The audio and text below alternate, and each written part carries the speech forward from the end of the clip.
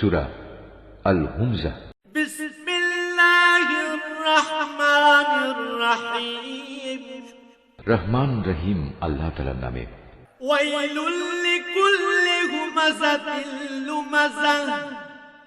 দুর্ভোগ রয়েছে এমন প্রত্যেক ব্যক্তির জন্য যে সামনে পেছনে মানুষদের নিন্দা করে। আল্লাযী জামাআ মালান ওয়া আদ্দাদাহ। যে কাঁড়ি কাঁড়ি অর্থ জমা করে এবং যথাযথভাবে তা গুণে রাখে। ইয়াহসাবু আন্না মালাহু আখলাদাহ।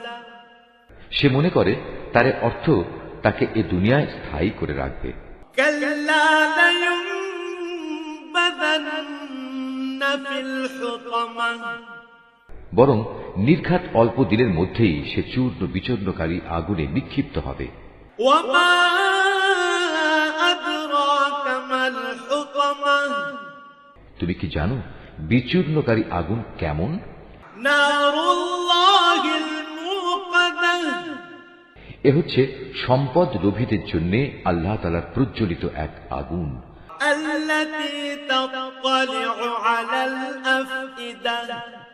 যা এত মারাত্মক যে মানুষের হৃদয় পর্যন্ত পৌঁছে যাবে। ইন্নাহা আলাইহিম মুকসাদাহ। গর্ত বন্ধ করে তাদের উপর ঢাকনা দিয়ে রাখা হবে। ফি আমাদিন মুমাদ্দাদাহ।